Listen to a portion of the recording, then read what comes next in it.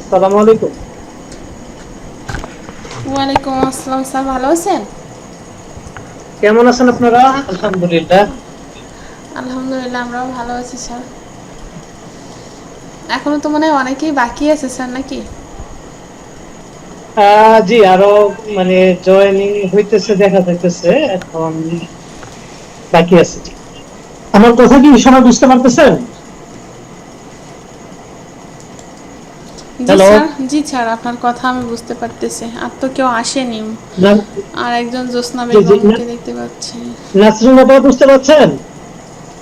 তো, আচ্ছা, তাইলে আমরা সবাই ভালো আছেন তাইলে, না? আচ্ছা আলহামদুলিল্লাহ, একটু কমাই দেবেন? আচ্ছা আলহামদুলিল্লাহ ভাই, ভালো।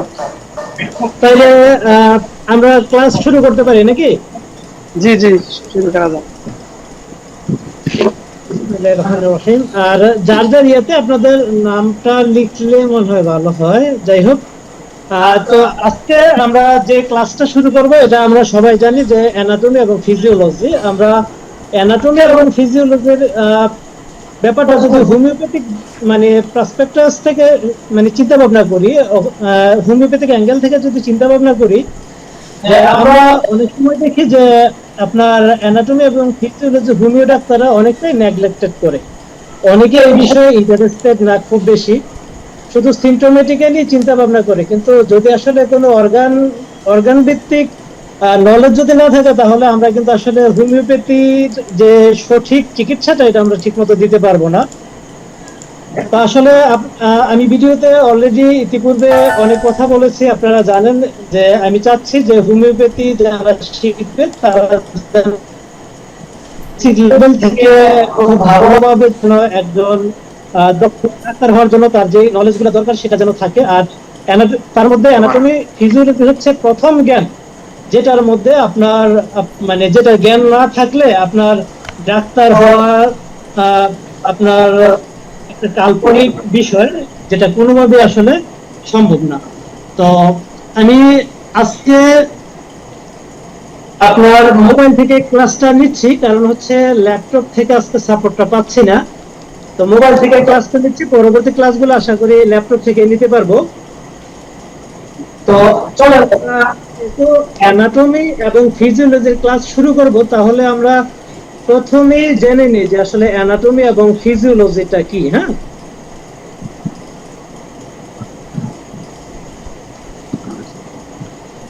মাঝে মধ্যে যে এরকম হয়, তাহলে এরকম এরকম এটা আর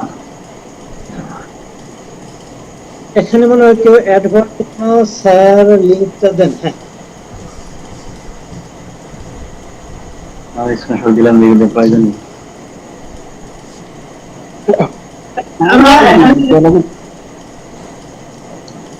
আমরা তো রিম দিয়ে প্রথমে যদি আমরা দেখি, আপনারা যদি সরাসরি খাড়া করে ফোনটা ধরেন তাহলে হয়তো অনেকে বুঝতে অসুবিধা হলে এটাকে আপনার ওই মানে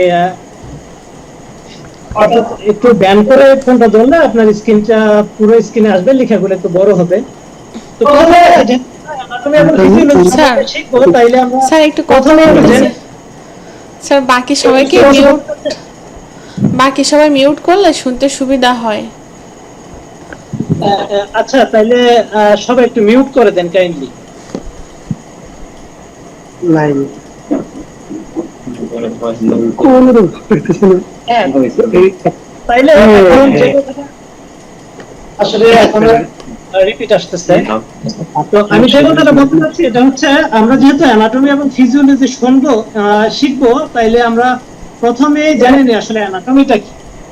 অ্যানাটমি হচ্ছে আপনার এই শাস্ত্র পড়লে শরীরের বিভিন্ন হাড়, মাংসপেশি, অঙ্গ এছাড়া বলতে যেটা বোঝানো হয় সেটা হচ্ছে মানে ইন্টারনাল অর্গান গুলোকে স্পেসিফিক্যালি বোঝানো হয়। এবং রক্তবাহী স্নায়ু ইত্যাদির অবস্থান এবং গঠন সম্বন্ধে জানা যায়, তাকে অ্যানাটমি বা ব্যবচ্ছেদ বিদ্যা বলে। অর্থাৎ আমাদের অ্যানাটমি শিখার অন্যতম পদ্ধতি হচ্ছে আমরা শিখতে চাচ্ছি, আমরা জানতে চাচ্ছি যে মানুষের শরীরের যে গঠন প্রণালী, এর মধ্যে যে হাড়, মাংসপেশি, বিভিন্ন অঙ্গ প্রত্যঙ্গ গুলা হ্যাঁ, এগুলার আপনার অবস্থান, রক্তনালী, স্নায়ুমণ্ডল, এগুলোর অবস্থান এবং পরস্পরের সাথে এগুলোর যে সম্পর্ক, এই সম্পর্কটা আমরা এখানে অ্যানাটমি থেকে আমরা শিখব। আর আমি ইনশাআল্লাহ এটাতে আপনার ইমেজের মাধ্যমে আমি প্রত্যেকটা অঙ্গেরই তার মানে অবস্থানগুলা এবং তার কার্যপ্রণালীগুলা আলোচনা করব। তো যাই হোক, যে কথাটা বলতে চাচ্ছি এটা হচ্ছে আপনার অ্যানাটমির এই বিষয়টা, অর্থাৎ শারীরিক যে গঠন। আর ফিজিওলজি আমরা যে শিখবো, ফিজিওলজিটা হচ্ছে আপনারা যদি দেখেন স্ক্রিনের সংখ্যাটা, যে ফিজিওলজি বা শারীরবিদ্যা হচ্ছে জীবদেহের নানাবিধ শারীরবৃত্তীয় কার্যাদি সম্পর্কে সম্যক জ্ঞান দিয়ে থাকে ফিজিওলজি। অতএব যে বিদ্যা জীবদেহের বিভিন্ন জৈব রাসায়নিক কর্মকাণ্ডের প্রকৃতি ও কাজের প্রক্রিয়া সম্পর্কে জ্ঞান লাভে সহায়তা করে তাকে ফিজিওলজি বা শারীরবিদ্যা বলে। তো এখানে আসলে আমরা যদি একটু এই দুইটার মধ্যে একটু পার্থক্য করার চেষ্টা করি, সেটা হচ্ছে অ্যানাটমি এবং ফিজিওলজি হলো জীববিজ্ঞান অধ্যয়নের দুটি সবচেয়ে মৌলিক পথ এবং ক্ষেত্র। অ্যানাটমি বলতে বোঝানো হয় শরীরের অভ্যন্তরীণ ও বাহ্যিক কাঠামো এবং তাদের শারীরিক সম্পর্ক, যেখানে ফিজিওলজি বলতে বোঝানো হয় সেই কাঠামোর কার্যাবলীর অধ্যয়ন, অর্থাৎ এই বিভিন্ন অর্গানগুলোর কাজ, মানে কোন অর্গানগুলো কি ধরনের কাজ করে থাকে। আপনারা কি আমার কথা শুনতেছেন বা বুঝতেছেন? জি জি। আচ্ছা, যদি কোনো ধরনের প্রশ্ন থাকে তাহলে আপনারা প্রশ্ন করবেন অবশ্যই। তো আমি এখানে যে নোটগুলো করেছি, এই নোটগুলো আমি আপনাদের মধ্যে, যেহেতু আজকে ল্যাপটপে রেকর্ডিং এর সুযোগ নেই, এই জন্য আমি নোটগুলো আপনাদেরকে আমি হস্তান্তর করে দিব। তাইলে এগুলো আপনারা পড়লে মানে এত মানে সরল এবং সহজভাবে এগুলা তুলে ধরা হয়েছে, যেগুলো আপনারা রিডিং করলেও মোটামুটি ভাবে ভালোভাবে বুঝবেন। তাইলে আমরা পরবর্তী স্লাইডে আমি আবারও বলতেছি, অ্যানাটমি এবং ফিজিওলজি সম্বন্ধে কি কারো কোনো কিছু বোঝার প্রয়োজন আছে বলে মনে করেন? অ্যানাটমি কাকে বলে, ফিজিওলজি কাকে বলে, এটার যে একটা সম্যক ধারণা, আইডিয়া, এই আইডিয়াটা কি আপনারা মানে পাইছেন, নাকি আপনারা আবার এক্সপ্লেইন করতে হবে বলে মনে করেন? বুঝতে পারছি স্যার।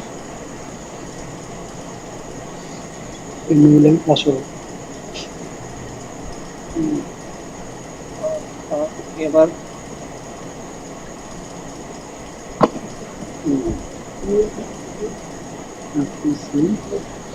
সরি, আরেকজন আপনার কোড চাইছেন, সেজন্য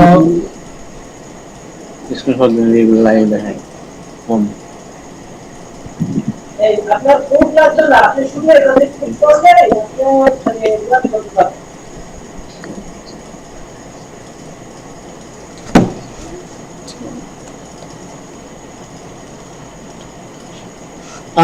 তাহলে অ্যানাটমি, যেটা ইতিমধ্যে বলছে যে অ্যানাটমি ও ফিজিওলজি হলো জীববিজ্ঞান অধ্যয়নের দুটি সবচেয়ে মৌলিক পথ এবং ক্ষেত্র। অ্যানাটমি বলতে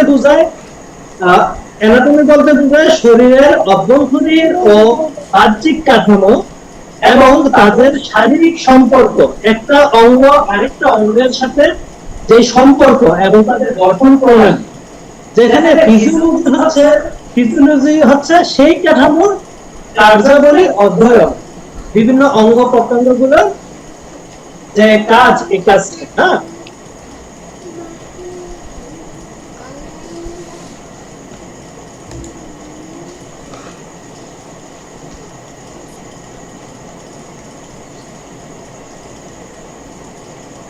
কথা তো বোঝ আসতেছে না।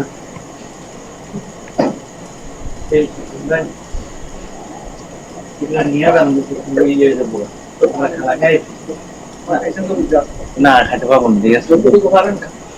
হ্যাঁ,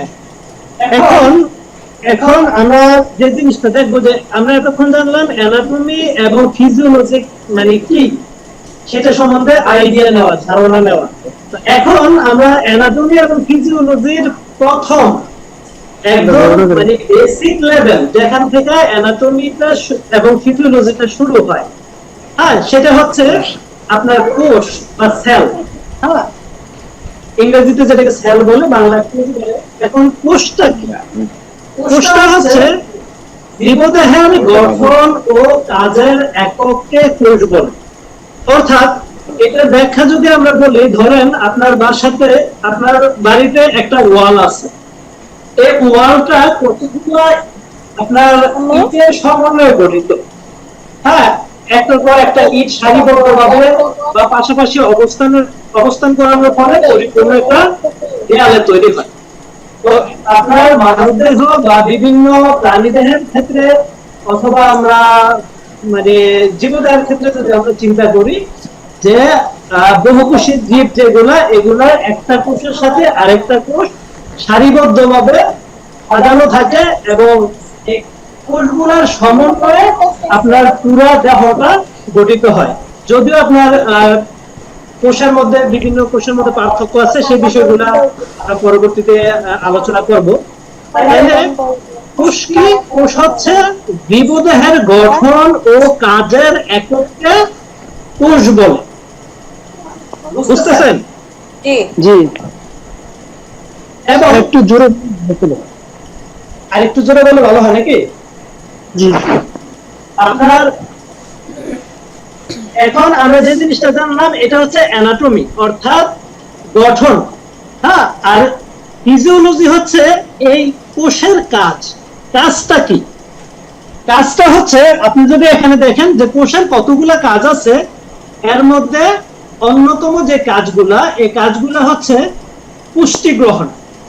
হ্যাঁ, আমরা মানে দৈনন্দিন কাজকর্ম করার জন্য আমাদের শরীরে যে ধরনের পুষ্টি, বিভিন্ন আপনার যে ভিটামিন, মিনারেল, হ্যাঁ, তারপর হচ্ছে আপনার বিভিন্ন ধরনের যে ইনগ্রেডিয়েন্টস গুলো আমরা গ্রহণ করে থাকি, এগুলা কোষ গ্রহণ করে এবং এটার মাধ্যমে কি হয়? এটার মাধ্যমে বৃদ্ধি হয়। কোষের কাজ বৃদ্ধি, প্রজনন, বজ্র অপসারণ এবং বাহ্যিক পরিবর্তনের প্রতিক্রিয়া তৈরি করা। তো এখানে আপনারা এই দুইটা জিনিস একটু পরে নেবেন। যদিও আমি যে আপনার অ্যানাটমি এবং ফিজিওলজির যে কোর্সটা, এই কোর্সটা যে সাজানো হয়েছে, এই কোর্সটা সাজানো হয়েছে একজন আপনার হোমিওপ্যাথিক ডাক্তারদের জন্য। একজন হোমিওপ্যাথিক ডাক্তারের জন্য আপনার যেভাবে আপনার মানে তার প্র্যাকটিক্যাল লাইফে অর্থাৎ চিকিৎসা ক্ষেত্রে যেভাবে যে জিনিসগুলো তার সামনে আসবে, যে জিনিসগুলো তার কাজে লাগবে, ওই আলোকেই আসলে আপনার এই কোর্সটা সাজানো হয়েছে।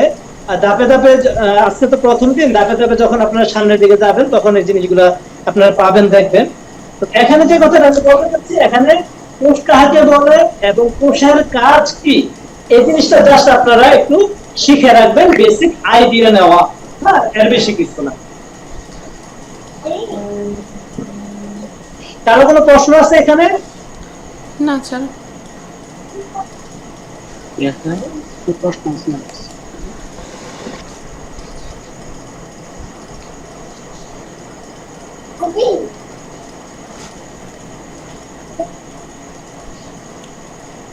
এখন আমরা যদি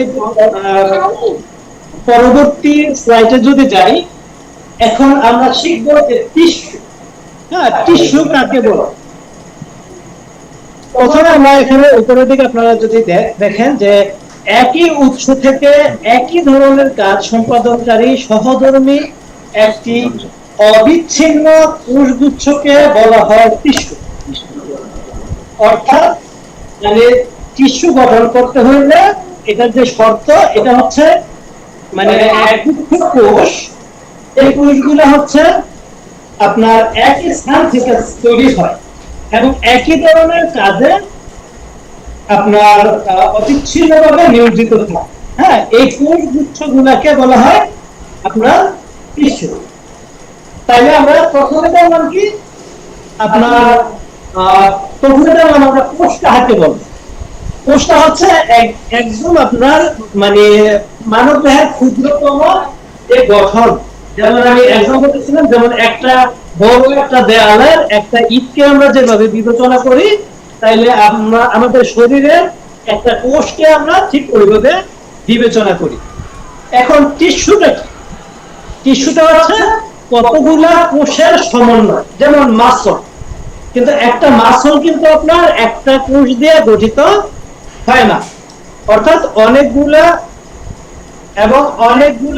আপনার অনেকগুলা কোষের সমন্বয়ে আপনার টিস্যুগুলা তৈরি হয়। এবং মানে প্রত্যেকটা স্থানের যে টিস্যুটা এটা নির্দিষ্ট কিছু বৈশিষ্ট্য বহন করে। তো এখানে আমরা নিচে দেখি যে আসলে টিস্যুর কাজটা কি মূলত। তাহলে এই জায়গাটা যদি আমরা দেখি যে টিস্যুর যে আপনার সংজ্ঞা, এটা হচ্ছে আপনার অ্যানাটমি। তাহলে ফিজিওলজি কি হবে? ফিজিওলজিটা হচ্ছে আপনার টিস্যুর যে আপনার কাজ, এই টিস্যুর কাজটা হচ্ছে আপনার ফিজিওলজি। তাহলে টিস্যুর কাজটা যদি আমরা এখানে দেখি, তাহলে টিস্যুর কাজ হচ্ছে আপনার মানে টিস্যু, বিভিন্ন ধরনের টিস্যু আছে। এর মধ্যে আমি ওই টিস্যু প্রকারভেদ ওইভাবে ইন ডিটেইলস ওইদিকে আমরা যাব না। যেমন একটু আগে যে কথাটা বলছি যে কোষ কাকে বলে, এটা আপনার প্র্যাকটিক্যাল জীবনে খুব বেশি একটা কাজে লাগবে না, কিন্তু তারপর আমরা শিখে রাখলাম যে মানে জানার সুবিধার্থে আর কি একটু মানে জেনে রাখলাম। ঠিক একইভাবে যে টিস্যুর যে বিষয়টা, টিস্যুর যে ইয়েটা, এখানে কিছু কিছু টিস্যুর নাম আপনারা যখন ভেটেরিনারি মেডিকা পড়বেন তখন সেক্ষেত্রে কাজে লাগবে। তো এখানে টিস্যু যেগুলা, এগুলা আচ্ছাদন হিসেবে কাজ করে।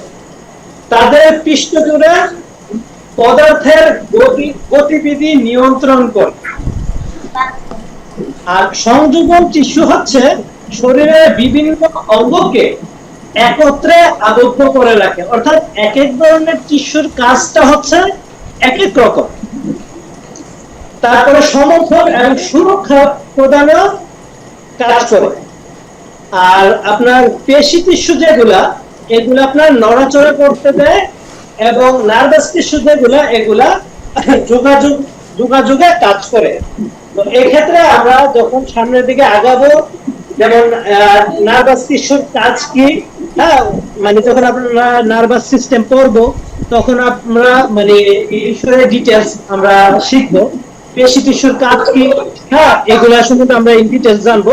তো এখানে জাস্ট বেসিক একটা আইডিয়া টিস্যু কাকে বলে এবং টিস্যুর কাজ কি, তাহলে এই জিনিসগুলো আপনারা জাস্ট একটু পড়ে নেবেন।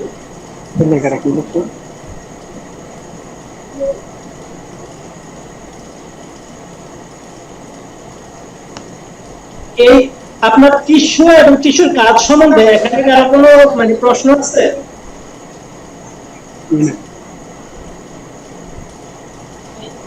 কারো কোনো কোশ্চেন? না জি না।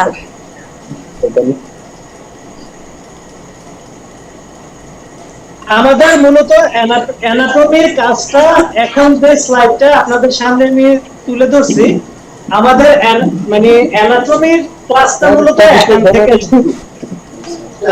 যদিও আপনার প্রাথমিকভাবে যে জিনিসগুলো আলোচনা করছি, কারণ মানে আমি আগে বলছি যে অ্যানাটমি এবং ফিজিওলজি যদি আমরা শিখতে চাই, তাহলে একটা ফর্মালিটি মেইনটেইন করতে গেলেও আমাদের কোষ কাকে বলে, টিস্যু কাকে বলে, এই জিনিসগুলো আসলে আমাদের শিখতে হয়।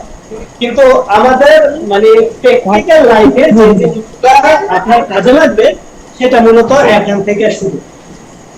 তাই আজকে আমরা শিখবো স্কেলেটাল সিস্টেম, অর্থাৎ মানব মানে কঙ্কালতন্ত্র কাকে বলে। আর এখানে যেহেতু আমরা মানব দেহ নিয়ে শিখবো, চিকিৎসাটা যেহেতু আমরা মানুষকেই করবো, সেই জন্য আমরা মানুষের কঙ্কালতন্ত্রটাকে নিয়ে আমরা এখানে পড়াশোনা করব।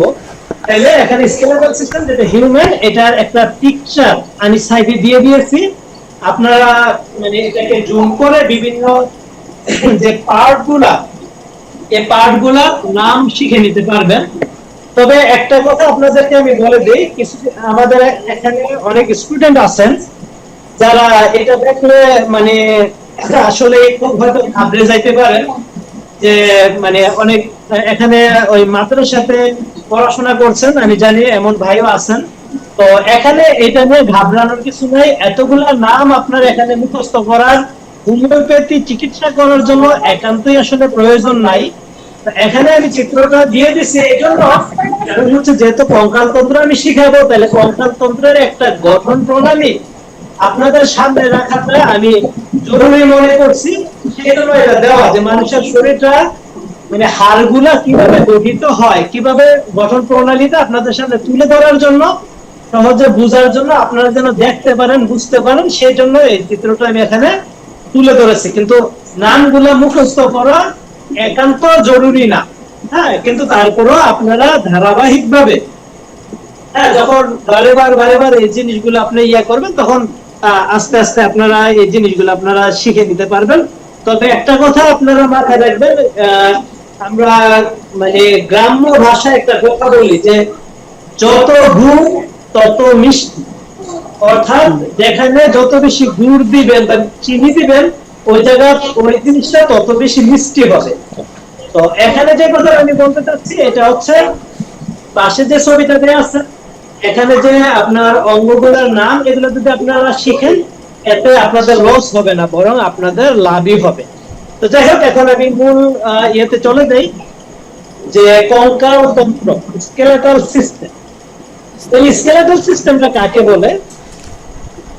যে তন্ত্র অস্থি, তরুণাস্থি ও লিগামেন্টের সমন্বয়ে গঠিত হয়ে দেহের আভ্যন্তরীণ কাঠামো গঠন করে দেহকে একটি নির্দিষ্ট আকৃতি প্রদান করে এবং অত্যাবশ্যকীয় ও কোমল অঙ্গগুলোকে বাহিরের আঘাত থেকে রক্ষা করতে সাহায্য করে এমন দেহের ভিতরের অংশ এবং দেহের বাইরে অংশে অবস্থিত আপনার যেমন আইস, পালক, নখ, শিং, দাঁত ইত্যাদি, কিন্তু যদিও এগুলা কিন্তু আর মানব দেহে নাই, মানে মানব দেহে দাঁত আছে, নখ আছে, কিন্তু আইস তো নাই। এটা আপনার মানে অন্যান্য মেরুদণ্ডী প্রাণীর ক্ষেত্রে সেটা আছে। তো যাই হোক, এক্ষেত্রে এটা আমরা মানে ব্র্যাকেটে রাখছি যেন এটা নিয়ে আপনাদের একটু জানার জন্য আর কি, এটা পড়াটা এখন তো জরুরি না। তাহলে আমি আবার চেষ্টা করি। যে তন্ত্র অস্থি, তরুণাস্থি ও লিগামেন্টের সমন্বয়ে গঠিত হয়ে দেহের আভ্যন্তরীণ কাঠামো গঠন করে দেহকে নির্দিষ্ট আকৃতি প্রদান করে এবং অত্যাবশ্যকীয় কোমল অঙ্গগুলিকে বাহিরের আঘাত থেকে রক্ষা করতে সাহায্য করে এমন দেহের ভিতরের অংশ এবং দেহের বাহিরের অংশসমূহ সমন্বয়ে গঠিত অংশসমূহকে একত্রে আপনার কি বলে? কঙ্কাল তন্ত্র বলে। তার একটা প্রশ্ন করবো, যদি অস্থি, তরুণাস্থি এবং লিগামেন্ট একটু সংক্ষিপ্ত ব্যাখ্যা যদি করতেন। এটার জন্য আপনার কনসার্নের জন্য অবশ্যই ধন্যবাদ, কিন্তু আমি যেহেতু আপনাদেরকে আশ্বস্ত করছি যে আপনারা আমার এই কোর্সটা থেকে একটা সন্তুষ্টজনক শিক্ষা আপনারা এখান থেকে নিতে পারবেন। তো অস্থি কি, তরুণাস্থি কি এবং লিগামেন্ট কি, এটা আপনাদের জন্য অবশ্যই ব্যাখ্যা সামনে আপনারা পাবেন, এবং মুখে বলা না, এটা আমি মানে চিত্র সহ আপনাদের সামনে তুলে ধরবো, মানে এটা নিয়ে আর কোনো টেনশন নাই। কিন্তু এটা ছাড়া অন্য কোনো প্রশ্ন আছে কিনা? স্যার কিছু কথা ছিল স্যার, বলবো? জি জি, এই কথাগুলো স্যার, আপনি কথাটা যেমন এই ডাবল আওয়াজ আসতেছে, মানে স্পষ্ট বলে যেতেছে না, একবার কথা না বারবার মানে মানে আর কি। এটা প্রবলেমটা হচ্ছে অন্যান্য যারা আছে তারা মনে হয় মিউট করে নাই। জি জি, অন্যরা মিউট না করলে শব্দ রিপিট হবে, এটাই স্বাভাবিক। একটু কাইন্ডলি আপনারা মিউট করে দেন এটা। আনফরচুনেটলি যেহেতু আমি আপনাদের সামনে মানে আলোচনাটা রাখতেছি, এটা যদি আপনারা যদি একটু মানে সতর্ক না হন তাহলে এখানে আমারও খারাপ লাগবে যদি আমি ঠিকমতো আপনাদেরকে বুঝাইতে না পারি, আর আপনাদেরও খারাপ লাগবে যদি আপনারা বুঝতে না পারেন। তো আপনারা নিজেরা একটু কাইন্ডলি আমারে হেল্প করেন। কি করতে মিট না? তাইলে কঙ্কালতন্ত্রের যে মানে আপনার সংজ্ঞাটা, এই সংজ্ঞাটার ব্যাপারে আপনাদের কোনো কিছু জানার আছে কিনা সেটা বলুন। মিট না বল কি বলো করবো না।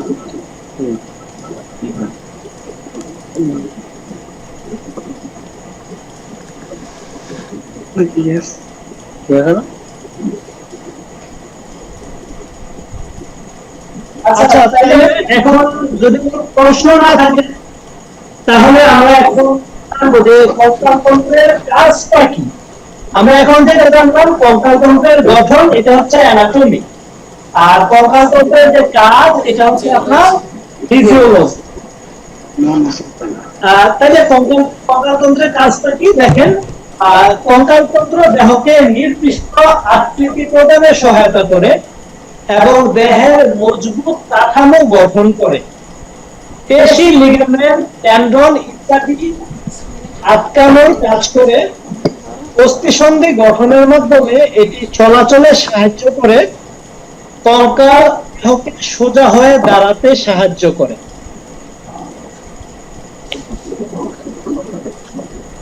ভ্রূণাবস্থা থেকে জীবনের, আমি চেঞ্জ করি,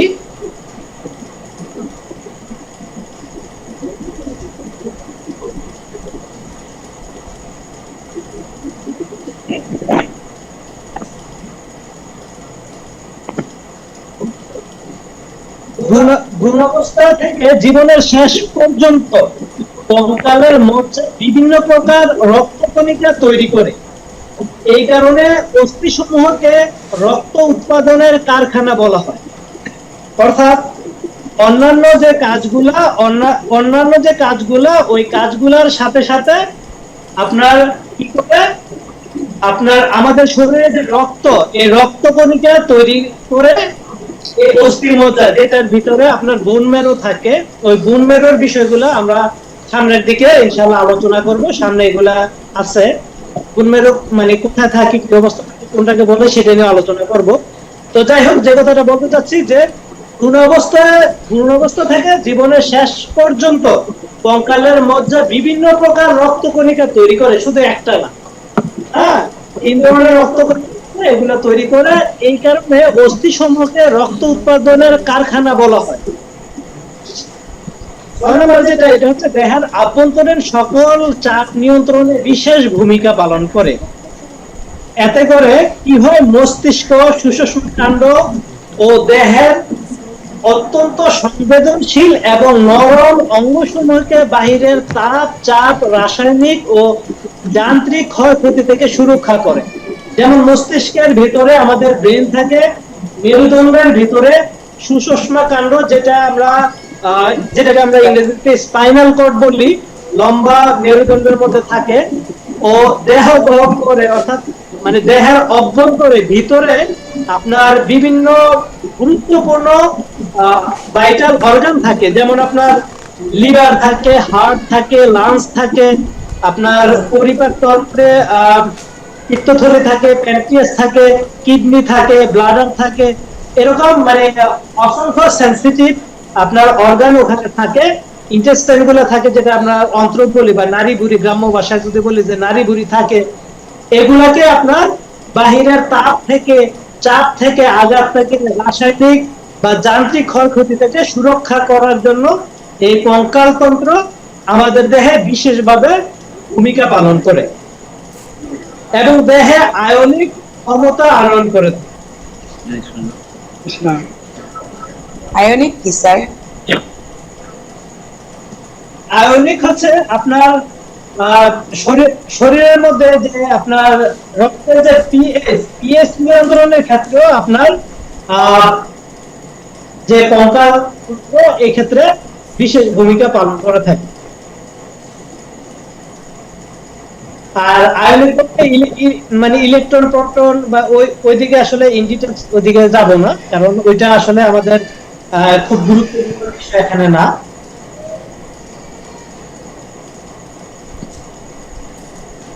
এখানে কারো কোনো প্রশ্ন আছে বোঝার জন্য?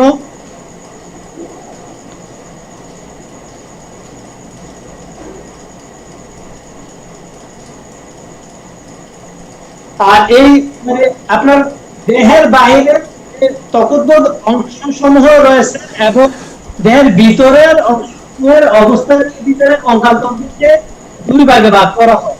এই দুটি ভাগ হলো বহিঃকঙ্কাল এবং অন্তঃকঙ্কাল। এগুলো আসলে আমাদের খুব জানাটা খুব বেশি জরুরি না, কিন্তু জাস্ট ফর্মালিটি মেইনটেইন করার জন্যই আমি আপনাদের সামনে এইটা তুলে ধরলাম আর কি। কেউ কিছু মনে হয় বলতে চাইছেন? জি স্যার, বলছিলাম যে আমাদের প্রতিনিয়ত পড়াগুলো শেখার জন্য আমাদের কি আপনি কোন ধরনের শিট দেবেন নাকি ভিডিও আপলোড করবেন আবার? আমি আমি চেষ্টা করব ভিডিও আপলোড করে দেওয়ার জন্য, কিন্তু আনফরচুনেটলি আজকে আমি ল্যাপটপ থেকে যদি ক্লাসটা করাইতাম তাইলে আপনার আমার মানে ওই শীটটা করা লাগতো। যেহেতু আমি ল্যাপটপ থেকে করাইতে পারি না, মোবাইল থেকে করাইছি, যে স্লাইড গুলো এখানে আছে এই স্লাইড গুলো আপনাদের অবশ্যই মানে আমি দিয়ে দিব আর কি ওখানে। আর এগুলা জাস্ট এজ এ আপনি বইয়ের মতো রিডিং করলে বুঝতে পারবেন, এটা এমন ভাবে এগুলা তৈরি করা হয়েছে। স্যার আরেকটা বিষয় স্যার, ফেসবুকে অনেক সময় প্রবলেম হয়, খুঁজতে পাওয়া যায় না আমাদের প্রাইভেট গ্রুপটা। যদি আপনি অ্যাডমিন হয়ে একটি হোয়াটসঅ্যাপ গ্রুপ করতেন তাহলে সহজে পাইতাম আপনার নোটিশগুলো। নোটিশ গ্রুপ একটা করলে হয়তো আমাদের জন্য ভালো হতো। আচ্ছা, তাহলে তাহলে একটা হোয়াটসঅ্যাপ গ্রুপ ইনশাআল্লাহ করে নিব, অসুবিধা নেই। জি স্যার। কিন্তু আপনার ইয়েগুলো আপলোড করতে আপনার ফেসবুকে আপলোড করতে হবে, ফিউচারে ভিডিওগুলো আপলোড করে তাহলে ফেসবুকে আপলোড করতে হবে। গ্রুপে, হোয়াটসঅ্যাপ গ্রুপে আপনি লিংক দিলেন বা নোটিশ দিলেন, সেখানে আমরা সহজে পেয়ে যাবো আর কি। জি জি জি জি, তাহলে এটাই করবো ইনশাআল্লাহ। জি। আচ্ছা ঠিক আছে, তাহলে আপনার পরবর্তী ক্লাসে পূর্বে আপনারা একটু নিজ দায়িত্বে কনফার্ম হয়ে নেবেন যে আপনারা গ্রুপে আছেন কিনা। হ্যাঁ, আচ্ছা এখন আমরা চলে আসছি হারের কাজ। এখানে যেটা এখানে হারের কাজ সাথে সাথে আমি হারের যে গঠন, এই গঠনটা এখানে আমি লিখে দিচ্ছি। আমরা যদি বলি আপনার এখানে অনেকগুলা নাম লেখা আছে, এর মধ্যে প্রধানত আমরা যে জিনিসটা এখানে দেখবো যে মাঝামাঝি যদি আমরা দেখি তাহলে আমরা এখানে দেখবো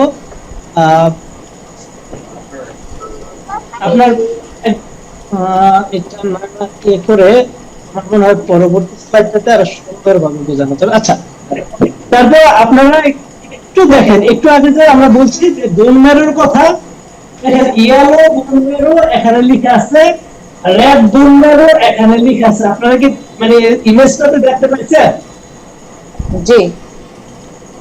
আপনার স্পঞ্জি বোন যেটা একদম উপরের দিকে মানে আর্টিকুলার কার্টিলেজ এর ঠিক নিচের দিকে আপনার যদি দেখেন যে স্পঞ্জি বোন আছে, এইটা নিচেরটাই আপনার রেড বোন ম্যারো লেখা আছে। তো এটা হচ্ছে বোন ম্যারো, এটা হচ্ছে আপনার অর্ধ তরল একটা পদার্থ। এখান থেকে মূলত আমাদের মানে রক্তকণিকা তৈরি হয়। এখানে আপনার যে ইয়েলো বোন ম্যারো আছে, তো এখান থেকে মূলত আপনার আমাদের যে রক্তকণিকা গুলা, এই রক্তকণিকা গুলা তৈরি হয়। আর এখানে যদি আপনারা দেখেন উপরে যে আপনার যে আবরণটা আছে, হ্যাঁ, এটা আপনার এখানে না, আমি পরবর্তী ইয়াটাতে দেখাইলে আপনাদের জন্য সবচেয়ে বেশি ভালো হবে। তো এখানে আমরা দেখবো যে হাড়ের কাজটা কি।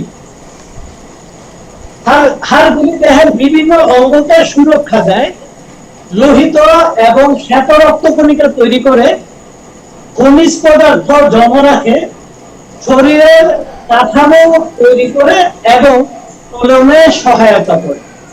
একদম সিম্পল, জাস্ট রিডিং করলে এটা বুঝতে পারবেন, এটা আপনার মানে খুব জটিল কিছু।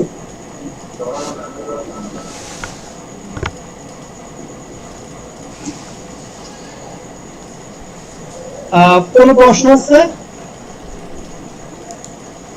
না স্যার, এখানে প্রশ্ন নেই।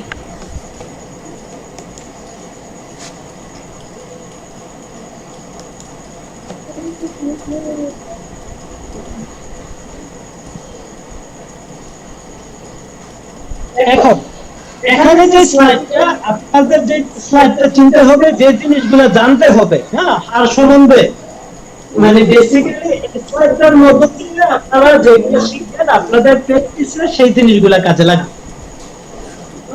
বুঝতেছেন? শুনতেছেন আমার কথা সবাই নাকি? জি স্যার, জি স্যার। জি।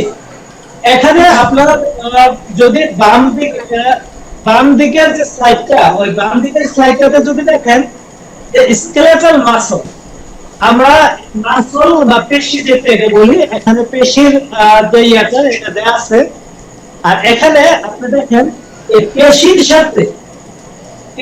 সাথে এবং হাড়ের সাথে, পেশিটাকে হাড়ের সাথে সংযুক্ত করার জন্য, পেশির সাথে হাড়ের সংযুক্ত করার জন্য যে আপনার ইয়েটা, ওই মানে একটা অঙ্গ এখানে সংযুক্ত করা আছে, এটার নাম হচ্ছে আপনার টেন্ডন।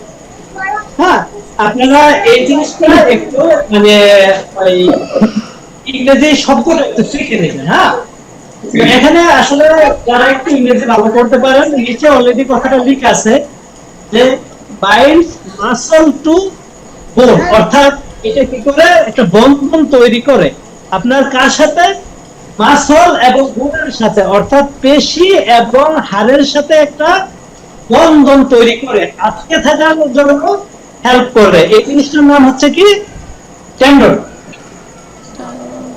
আর এর নিচে আমরা যে জিনিসটাকে দেখতেছি আপনার, এটা হচ্ছে বোন। বোন মানে হচ্ছে হাড়। তো আপনার বেসিক যে জিনিসগুলা, এই জিনিসগুলোর নামগুলা একটু আপনারা শিখে নেবেন। বিশেষ যে কথাটার মধ্যে আমরা এখানে আসছিলাম, এটা হচ্ছে বোন পর্যন্ত আসছিলাম, বলছিলাম যে বোন মানে হচ্ছে আপনার হাড়। হ্যাঁ, তাইলে আমাদের মানে যে বিভিন্ন অর্গানগুলোর যে ইংরেজি নাম, এই নামগুলা আমরা আস্তে আস্তে শিখে ফেলার চেষ্টা করব। যদি আমরা ভালো ডাক্তার হইতে চাই, হ্যাঁ, তাইলে আমাদের অবশ্যই এই জিনিসগুলা শিখে নেওয়া আমাদের জন্য খুবই গুরুত্বপূর্ণ হবে। কারণ হচ্ছে ফিউচারে যদি আমরা রেপার্টরি ইউজ করতে চাই, রেপার্টরি ইউজ করতে গেলে আমাদের এই নামগুলা আমাদের জানা লাগবে। আর রেপার্টরিটা হচ্ছে আপনার মানে অ্যাডভান্স লেভেলে যখন আপনি হোমিওপ্যাথি শিখবেন, তাহলে রেপার্টরি আপনাকে শিখতেই হবে। তো আমি তাদের জন্য আর অপেক্ষা করার সুযোগ নাই, তাইলে এখানে আপনার বোন তো দেখলাম, তাইলে আমরা টেন্ডন দেখলাম যে মাসল এবং হাড়ের সাথে যে বাইন্ডিংটা হয়, যে বন্ধনটা তৈরি হয়, এটার নাম হচ্ছে আপনার টেন্ডন। আর লিগামেন্ট হচ্ছে আপনার দুইটা হাড় একসাথে সংযুক্ত করে রাখার জন্য, আপনার যেই আপনার জিনিসটা এখানে কাজ করে, এটার নাম হচ্ছে লিগামেন্ট। একটা দড়ির মতো মনে হয় যে দুইটা হাড় একসাথে বেঁধে রাখে, আটকে রাখে এরকম। তো এই দুইটা, এগুলোর নাম হচ্ছে আপনার লিগামেন্ট। তো আমাদেরকে টেন্ডন, বোন এবং লিগামেন্ট সম্বন্ধে আলাদা আলাদা ভাবে জানতে হবে। এটার অন্যতম কারণ হচ্ছে, যেমন টেন্ডনের জন্য যদি আমরা হোমিওপ্যাথিক মেডিসিন খুঁজি, তাইলে আপনার যেমন স্পেসিফিক একটা মেডিসিন আছে, সেটার নাম হচ্ছে আপনার রুটা। তো আপনার লিগামেন্টের ক্ষেত্রে যদি আমরা চিন্তা করি, সেক্ষেত্রে একটা স্পেসিফিক মেডিসিন আছে, যেমন রাস্টক্স। বোনের ক্ষেত্রে যদি আমরা চিন্তা করি, সেক্ষেত্রে আপনার ক্যালকেরিয়া গ্রুপের মানে যে মেডিসিন গুলো আছে, যারা হোমিওপ্যাথিতে কিছুটা পড়াশোনা করছেন তারা হয়তো বুঝবেন। আর যারা মানে হোমিও সম্বন্ধে একদমই জানেন না, তারা হতাশ হওয়ার কিছু নাই। কারণ হচ্ছে আপনার এটা আমি এখন শিখাচ্ছি মাত্র অ্যানাটমি এবং ফিজিওলজি, এখানে মেডিসিনের আলোচনা করার কোনো দরকার নেই।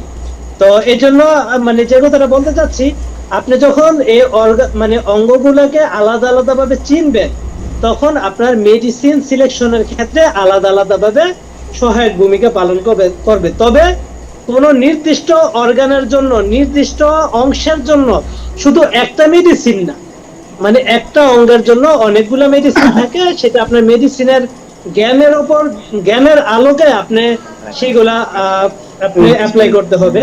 তো আমি জাস্ট বুঝার সুবিধার্থে এখানে স্পেসিফিক শব্দটা ব্যবহার করছি, ঠিক আছে? তো এখানে আপনার এই জায়গাটা সম্বন্ধে কারো কিছু জানার আছে, বুঝার আছে? না স্যার। এখানে তেমন কিছুই নেই, যা বলছি আপনারা আশা করি বুঝছেন, সেখানে শুধু নামগুলা জেনে নেবেন, আর বাকি জিনিসগুলো তো এখানে আমি বলছি। আর পাশের যে চিত্রটা, এই পাশের চিত্রটা আপনার একটা সাইনোভিয়াল সন্ধি, অর্থাৎ সন্ধি মানে তো আপনার জোড়া। তো মানে যেটা আপনার আমরা বলি হাঁটু আছে না, হাঁটুর যে জোড়া, এই হাঁটুর জোড়াটাকে এখানে মূলত দেখানো হয়েছে। তাইলে আমরা এখানে যদি দেখি, দেখেন এখানে কয়েকটা জিনিস আমরা এখানে পাইছি। লিগামেন্ট, আমরা প্রথমে যদি দেখি লিগামেন্ট, তাহলে লিগামেন্টটা এখানে দেখানো হয়েছে একভাবে, এখানে দেখানো হয়েছে একভাবে। পার্থক্যটা হয়েছে এখানের হাতটা বাঁকা করে দেখানো হয়েছে, আর এখানের হাতটা সোজা অবস্থায় আছে, এই জন্য এরকমটা দেখা যায়। তাহলে লিগামেন্ট হলো এই দুইটা হাড়ের মধ্যে সংযুক্ত করে রাখছে। আর এখানে হচ্ছে আপনার সাইনোভিয়াল ফ্লুইড যেটাকে বলে, হ্যাঁ, এটা আপনার, এটা আরেকটা নাম হচ্ছে জয়েন্ট ক্যাভাইটি। জয়েন্ট ক্যাভাইটিটা হচ্ছে যে, ক্যাভাইটি মানে হচ্ছে একটা আপনার ধরেন গর্ত এরকম, মানে শূন্য স্থান, খালি স্থান আর কি। আর সাইনোভিয়াল ফ্লুইডটা হচ্ছে এই ক্যাভাইটিটার মধ্যে, মানে এই গর্তটার খালি অংশটা, গর্ত শব্দটা যদি এখানে ব্যবহার না করাটাই ভালো। তো এই যে খালি অংশটা, এই খালি অংশটার মধ্যে আপনার এক ধরনের তরল পদার্থ থাকে, যে তরল পদার্থের কারণে আমাদের নড়াচড়ায় সুবিধা হয়।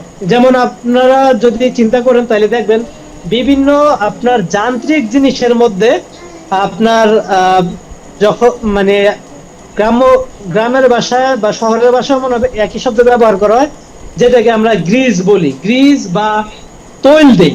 তাইলে অথবা আপনারা যদি মানে যেন ঘর্ষণ না লাগে, যেমন সাইকেলের কথা বলি বা বিভিন্ন পার্টসের কথা বলি, আমরা যখন দুইটাকে একসাথে সংযুক্ত রাখি, তখন আমরা যখন এটার মধ্যে একটু তেল দেই অথবা গিরিজ দেই, তখন কি হয়, এটা নড়াচড়া করতে সুবিধা হয়, এটা মানে ক্ষয় হয় না, ঘর্ষণের ফলে ক্ষয় হয় না। তো এই হাড়গুলার মাঝে আল্লাহ প্রদত্ত মানে বিশেষ এক ধরনের ফ্লুইড এখানে থাকে, যেটাকে আপনার সাইনোভিয়াল ফ্লুইড বলে। মানে ফ্লুইড মানে হচ্ছে তরল জিনিস আর কি, এক ধরনের তরল জিনিস থাকে, যার কারণে হাড়গুলা আপনার নড়াচড়ায় সহযোগিতা করে।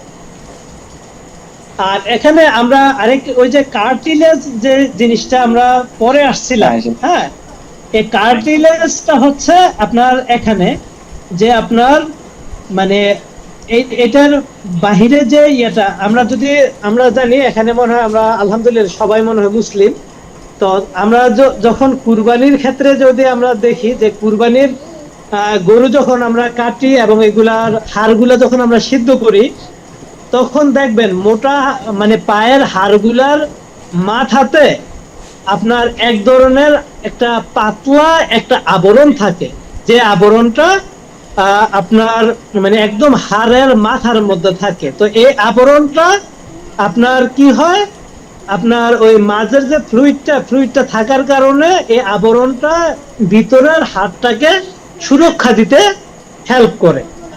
তো এখানে এটাকে আপনার বলে কি বলে এখানে মানে কার্টিলেজ, এটাকে বলে কার্টিলেজ। তাহলে আমরা লিগামেন্ট কাকে বলে জানলাম, কার্টিলেজ কাকে বলে জানলাম। এখানে আর্টিকুলার কার্টিলেজ বলছে, তো আর্টিকুলার শব্দটা বাদ দিয়ে ওইটা সহ শিখলে ভালো। তবে এখানে আপনারা মূলত জানবেন যে এটাকে কার্টিলেজ বলে, ঠিক আছে। তো এখানে আপনার আরেকটা জিনিস, নিচের যে জিনিসগুলো, এই জিনিসগুলা আপনারা মানে শিখে নিতে পারবেন, কিন্তু এখানে আরেকটা জিনিস সর্বশেষ যেটা, এটা হচ্ছে আপনার পেরিওস্টিয়াম। হ্যাঁ, পেরিওস্টিয়াম যেটা, এটা হচ্ছে আপনার হাড়ের উপরে একটা পাতলা একটা আবরণ থাকে, মানে প্রত্যেকটা হাড়ের উপরে পাতলা একটা আবরণ থাকে, ওই আবরণটাকে বলা হয় পেরিওস্টিয়াম, ঠিক আছে। তো এখানে মূলত আপনারা এই নামগুলা যেমন লিগামেন্ট, কার্টিলেজ, পেরিওস্টিয়াম, হ্যাঁ, আর এদিকে টেন্ডন, এই মানে বোন, মাসল, এই শব্দগুলো একটু আপনারা শিখে নেওয়ার চেষ্টা করবেন আর কি। তো আজকে স্কেলেটাল যে সিস্টেম, হ্যাঁ, কঙ্কালতন্ত্রের যে সিস্টেম, কঙ্কালতন্ত্রের সিস্টেমটা আসলে এই পর্যন্তই। তো এরই মধ্যে যদি কারো কোনো ধরনের প্রশ্ন থাকে এরই মধ্যে যদি কারো কোনো ধরনের প্রশ্ন থাকে তাহলে এখন আপনারা প্রশ্ন করতে পারেন, এখানে প্রশ্নটা উন্মুক্ত।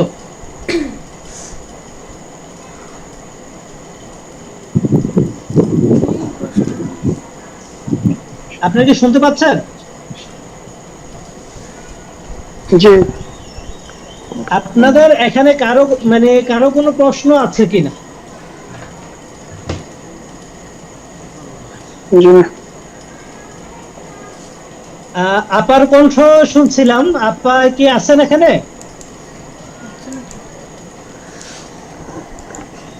না স্যার, কোনো প্রশ্ন নেই। প্রশ্ন না থাকলে আমি ধরে নেব বুঝছেন, কিন্তু আপনারা এত কষ্ট করে সময় দিয়ে শ্রম দিয়ে যদি না বুঝেন আর আমিও যদি বুঝাইতে না পারি তাহলে আমারও ভালো লাগবে না, আর আপনারা যদি বুঝতে না পারেন তাহলে জি স্যার, এখানে এতক্ষণ যেগুলো আপনাদেরও- পড়লাম এগুলো বাসায় আসলে প্র্যাকটিস করতে হবে, দেখতে হবে ভালো করে, হ্যাঁ, তারপরে মূলত সব আমাদের ব্রেনে ঢোকাতে হবে। জি জি জি জি আর আমি এখানে আপনাদেরকে একটু হোমওয়ার্ক দিব। জি হোমওয়ার্ক হচ্ছে আপনারা এগুলা পরে A to Z, হ্যাঁ, আপনারা ওই ছবিগুলাটা আমি বাদ দিলাম, আপনারা এগুলা মানে কঠিন কাজ, কিন্তু আপনারা যেগুলা মানে ওই বিভিন্ন সংজ্ঞাগুলা কাজগুলা এগুলা আপনারা মানে ওই অ্যানাটমি এবং ফিজিওলজি কাহাকে বলে জি ওখান থেকে শুরু করে আজকের এই পর্যন্ত, হ্যাঁ, বিশেষ করে বাংলা লেখায় যেগুলো আছে এগুলা আপনারা লিখে আমাকে হোয়াটসঅ্যাপে পাঠাবেন। বুঝতে পারছেন? জি স্যার, আমাদের পরবর্তী ক্লাস কবে হবে? পরবর্তী ক্লাস মঙ্গলবারে হবে। মানে আমি নিশ্চিত হইতে চাই যে আপনারা বাসায় পড়াশোনা করছেন, আর আপনারা যখন লিখবেন তাইলে মিনিমাম একবার হইলো আপনাদের পড়তে হবে, এটা আমি ভালোভাবেই জানি, তবে আপনারা চেষ্টা করবেন ভালোভাবে পড়ার জন্য। কিন্তু এখানে তো আপনার মানে পরীক্ষা আসলে তারা যে কথা বলছেন এগুলা কি হোয়াটসঅ্যাপ জি জি স্যার জি যে পড়ার কথা বলছেন, এই পড়াটি কি হোয়াটসঅ্যাপে বা আমাদের পাঠাবেন নাকি? আমি এগুলা পাঠাবো, কিন্তু আপনারা খাতায় লিখে এগুলা আবার আমাকে পাঠাবেন। জি জি আচ্ছা ঠিক তাইলে আছে। আপনারা তাহলে আপনারা কখন মঙ্গলবারের পাঠাবেন? আগে এগুলা জি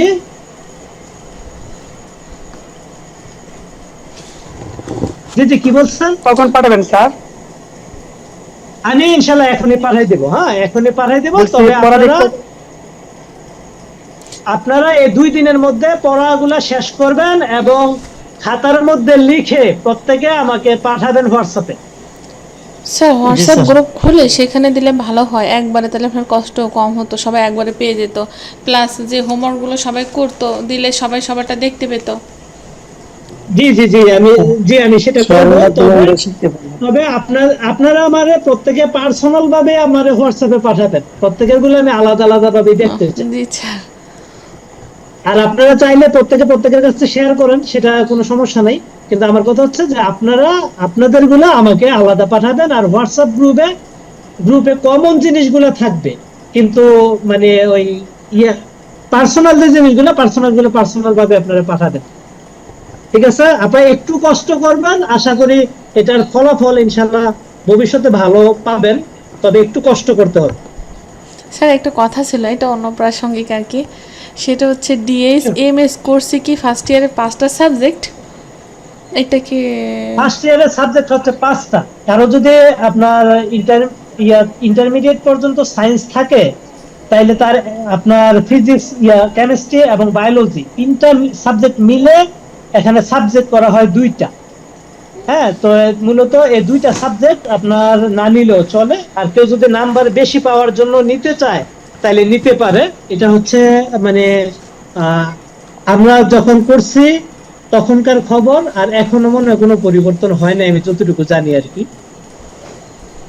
স্যার কথাটা ক্লিয়ার হলো না স্যার, একটু মোট কত মার্কে বলতে হবে? আপনার ডিএচএমএস এর ফার্স্ট ইয়ারে সাবজেক্ট হচ্ছে 5টা। তবে জি। কারো যদি ইন্টারমিডিয়েটে সায়েন্স ব্যাকগ্রাউন্ড থাকে, অর্থাৎ ইন্টারমিডিয়েটে যদি সে সায়েন্সে পড়াশোনা করে থাকে, তাইলে সে যদি সার্টিফিকেট শো করে তাইলে সে ইচ্ছা করলে ফিজিক্স, কেমিস্ট্রি, বায়োলজি এই সাবজেক্ট গুলা না নিলেও পারবে। তবে এখানে আমি তিনটা নাম বলছি, তিনটা মিলে এখানে দুইটা সাবজেক্ট করা হয়েছে, ফিজিক্স কেমিস্ট্রি মিলে একটা আর বায়োলজি মিলে একটা। বুঝতে পারছেন? এগুলো আপনি নিলেও যারা পারবেন, না নিলেও পারবেন। সবার জন্য না, শুধু যারা সায়েন্স আসবে তারা না নিতে পারে। ইন্টারমিডিয়েট সায়েন্স ব্যাকগ্রাউন্ড যাদের আছে জি জি, মানে অন্য গ্রুপে থাকলে তাদের জন্য 5টাই সাবজেক্ট। তাদের জন্য 5টাই নিতে হবে। জি, স্যার জি, আচ্ছা, এটাই। আর কোনো কিছু জানার আছে? জি না। তো ঠিক আছে, তাইলে আজকের মতো এখানেই স্যার সমাপ্ত হচ্ছে ঘোষণা করব। স্যার এই জি জি, জুমে ক্লাস করলে আধা ঘন্টা পর পর আপনার প্রতিবারই কেটে যাবে। আপনি মানে গুগল মিটে যদি ক্লাস করানো হয় টানা 1 ঘন্টা ক্লাস করাতে পারবেন আর কি। এটা আপনার জন্য সুবিধা না, আবার বারবার লিংক পাঠানো আপনার জন্য তো কষ্ট হয়ে যাবে। আচ্ছা, তাহলে আমি গুগল মিটে মানে এই পর্যন্ত ক্লাস করাইনি, তো এজন্য আমি একটু দেখবো, এটা দেখা হ্যাঁ স্যার, আমি ওটাতে চেষ্টা করব গুগল 1 মিটে ঘন্টা, করানোর জন্য। হ্যাঁ জি স্যার 1 ঘন্টা আপনি টানা ক্লাস করাতে পারবেন ওখানে। আচ্ছা ঠিক আছে আপা, তো ঠিক আছে, ইনশাল্লাহ সবাই ভালো থাকবেন আর সবাই ইনশাল্লাহ সেফলি থাকবেন। আমার জন্য স্পেশালি দোয়া করেন আর দেশের জন্য দোয়া করেন সবাই। আলহামদুলিল্লাহ, আসসালামু আলাইকুম। ইয়ামানিল্লাহ, ওয়ালাইকুম সালাম ওয়া রাহমাতুল্লাহ। আল্লাহ হাফেজ, দেখা হবে ইনশাল্লাহ মঙ্গলবার।